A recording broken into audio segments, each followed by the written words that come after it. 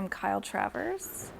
I'm a producer and editor at WFYI. I did about 6 years of freelance, and then I've been on staff for 2 years. We are at Clowes Hall, and they are finishing renovations behind us.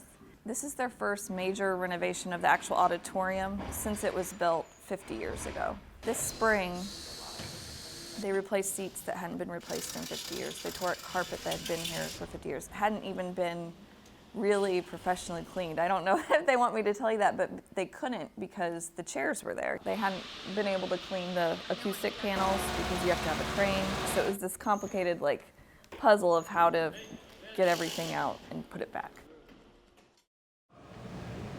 Tonight, as I throw the launching switch of the Clowes Memorial Hall, there'll be that same thrill of a fine dream come true.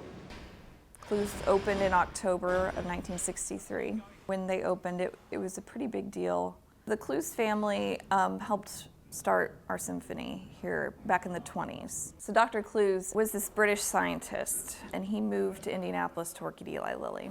A few years after he came to Lilly, he set up this relationship with a university in Toronto that was developing a way to manufacture insulin in mass quantities. Before that, it was very small doses. People were dying from diabetes. It was pretty bad. Needless to say, I think he made a fair amount of money from that. It was always his wish to help the symphony have a permanent home. So after he died, his wife kind of saw that vision through and built Clowes Hall. I think people don't realize how big a deal it was when it opened. And when I was assigned this project, I kept saying, Clowes was a big deal. I didn't realize that. And when I talked to people who were around when it opened, and I asked, do you think Clowes was a big deal?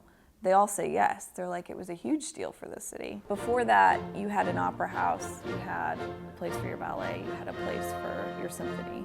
This hall can handle ballet, it can handle opera, it can handle symphony. The Metropolitan Opera decided to do its residency here before it started touring. They chose Clowes because it was new, it was well suited for an opera.